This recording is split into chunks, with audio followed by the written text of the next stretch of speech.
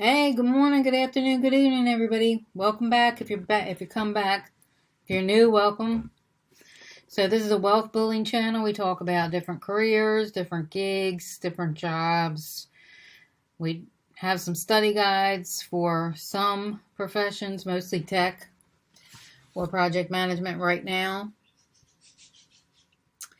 And we are also going to discuss investments.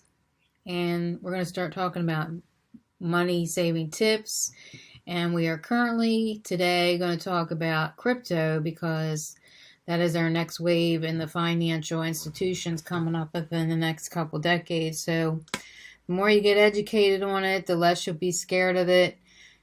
And that's the goal for all of us, right? We want to move forward in life with the technology and things that are coming up.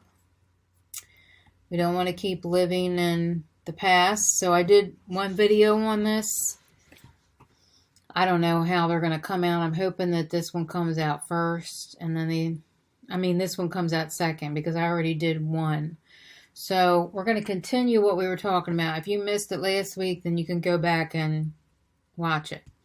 I have a lot of videos coming out on cryptocurrency. So if you want to get educated on it, I know there are a lot of YouTubers that do this out there, but, it's good to get different perspectives on things. Everybody teaches in a different way, so, find what works for you. I am going off the screen. You'll hear me in the background. Again, thank you, everybody. Okay, so I just wanted to tell you where I'm getting my information because they did a lot of this work. I don't really know much about it. I get all my information from these 3 magazines right here or any other research that's valid. It has to be valid research because I'm not trying to throw any scams out there to you all. So in our first video, we went over a lot of these things right here. And a digital dollar could be coming. We don't want everybody to start freaking out right now. It's not mandatory right now. And it'll start coming out slowly, just like the credit cards did. Usually things happen in stages, and that's the way it'll happen with this too. They're trying to get everybody educated right now on it. So when it starts happening in waves, we got about 13% of the country now doing some of this. Mostly it's the people that can afford to take risk and lose money are the ones doing it. It's not usually the poor and middle class that are can afford to risk losing money on this, especially if you're not educated. So just so you know that it is coming and it'll be happening in waves. And just like the checkbook, it's going to start fading out. I don't see people writing as many checks unless they're older. If they're usually older Americans. I don't know about other countries, but sometimes I see them pulling out a checkbook and I'm thinking, oh no. We don't want to be like that in 10 to 20 years. Still pulling out whatever, the cards. If we're not using cards in 20 years from now, we don't want to be still pulling out our cards because we're afraid of moving on.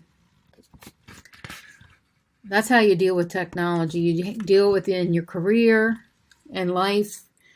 We don't want to be afraid of computers. We got to learn the technology so you're not afraid of it and so that you can move on in life, right? So knowledge is power. So should you jump into cryptocurrency? I would say in stages, if you're at the stage where you're getting educated, which is where I am right now, then do that. It's not mandatory that we do this right now. So cryptocurrencies aren't being used much to make everyday retail purchases. Their value often fluctuates so widely that using crypto to buy goods and services doesn't make good sense right now. If you purchase an item with Bitcoin and then Bitcoin value spikes, you take a loss. So that's why a lot of the wealthier people can invest in this right now because they can afford to take a loss. Now, for those of us that are working every day, 12 to 16 hours, trying to make it through to keep up with our expenses in life, cannot afford to be taking a loss every time we make a purchase. So when you exchange crypto for goods or services, you may be taxed on it for more.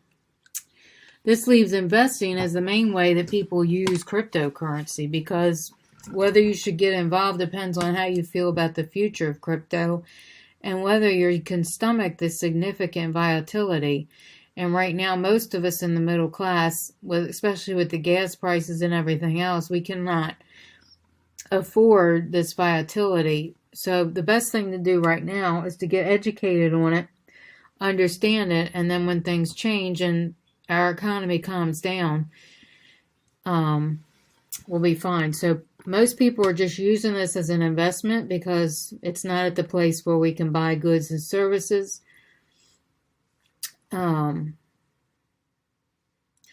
So it depends on how you feel about it. Even financial advisors who are bullish on crypto agree that it should represent a narrow slice of your portfolio, especially right now because it's so new.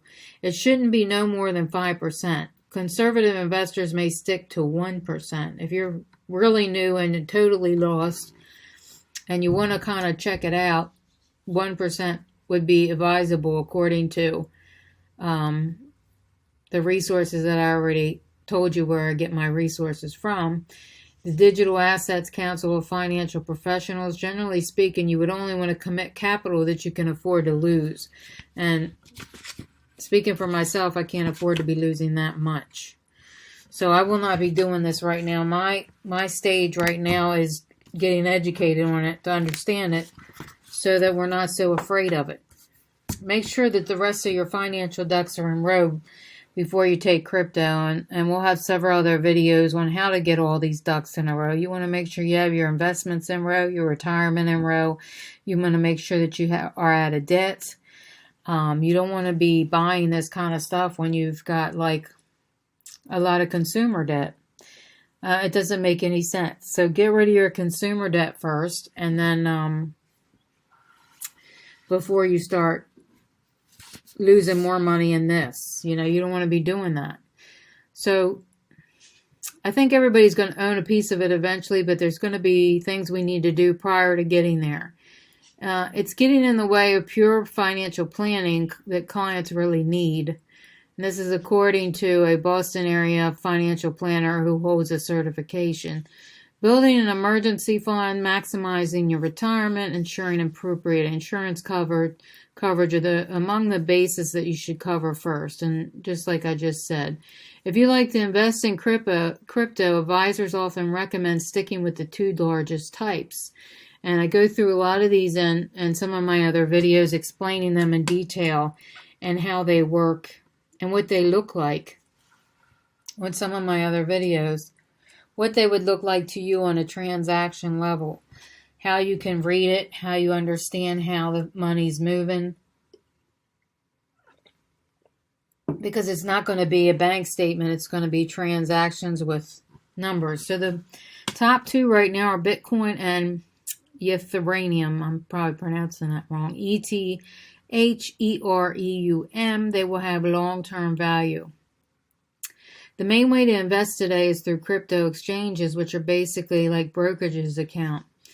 And I see a financial planner with a budgeting app, Mint, who has earned a digital asset advisor designation, is the one who's suggested this.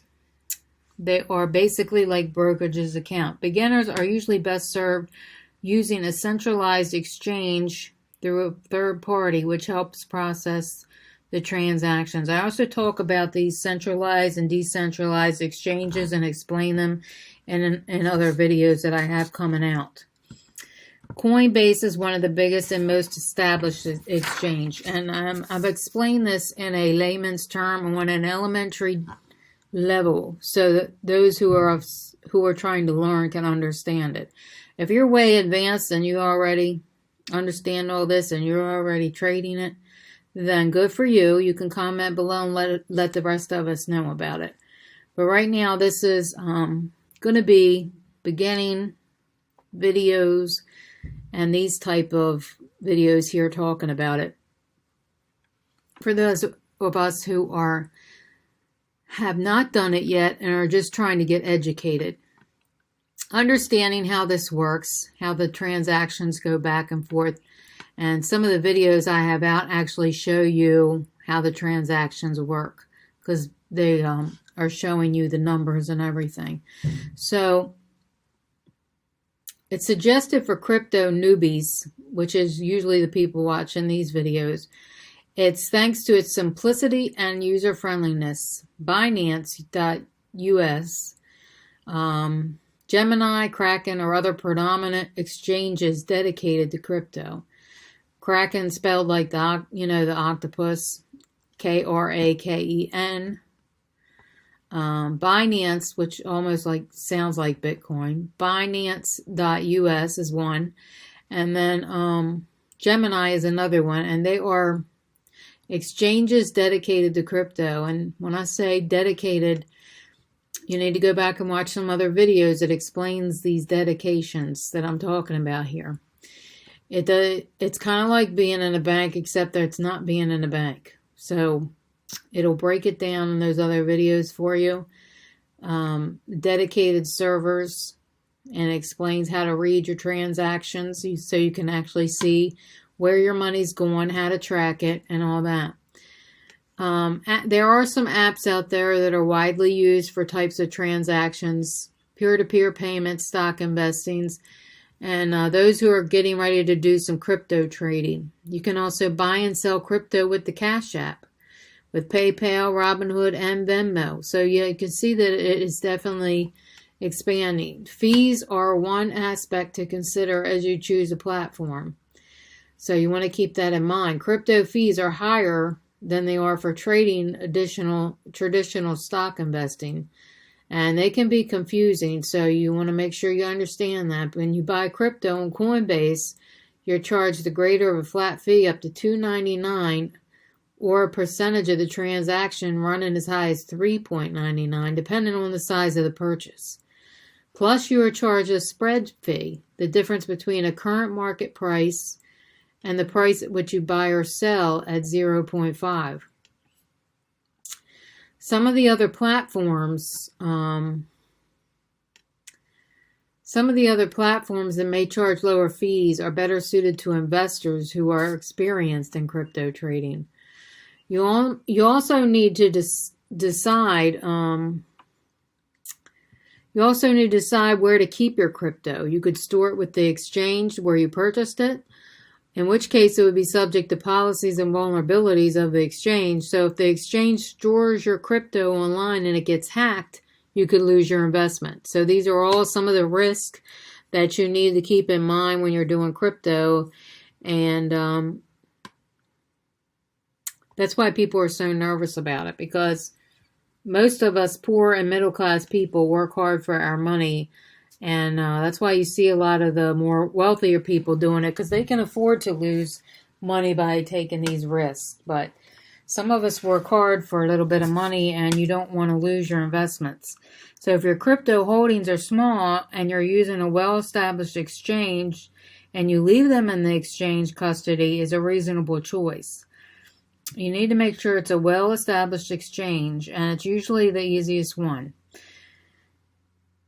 Alternatively, if the platform allows it, you can transfer your holdings to a crypto wallet. And there are two types of crypto wallets.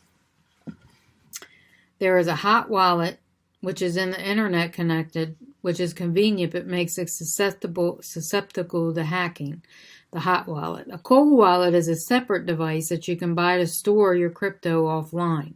So it's called a cold wallet. And I probably should have wrote all this on your presentation here, but I didn't. So you'll just have to listen to me. So you want to do a cold wallet. It's a separate device that you can buy to store your crypto offline, and it protects your crypto from online attacks. So this is one of the first things that you need to know, okay? The hot and cold wallets, because we're trying to protect our investments here. And if you're going to get involved in this stuff, you need to know that you need to get a cold wallet, which is probably almost like a bank account if you're trying to understand it. A cold wallet is probably like your bank account where you can keep track of your investments. Nobody can go in there and take your money. And I'm guessing the feds are already working on a way to protect these things from anybody, like a banking system almost, but they can't go in there and take your money. There's got to be some kind of protection for us normal people. The burden of you is to keep track of it. If you lose it, your crypto's gone. So when they say you lose your crypto, it's probably the transactions that you need to keep track of. So if you're not good at organizing, then you might want to hire somebody. That might be a good future side hustle for those who keep up with this channel. That could be a future good side hustle to keep up with people's transactions that are doing a lot of these in the future. So they don't lose their, their investments. I'm probably going to get ready and end this video, and we will come back and talk about this some more on the next video, and I'll review a little bit what I've already talked about on this video, because I'm only going to be planning on doing these once a week for right now, because I don't want to bore you all, but at the same time we need to learn about it. So for the next 6 months, I'm guessing, we're going to have like one a week. So if you want to keep up with it, they're not going to be super long videos. Should be under 20 minutes. All right. Thank you all. Come on back and we'll meet you on the next lesson.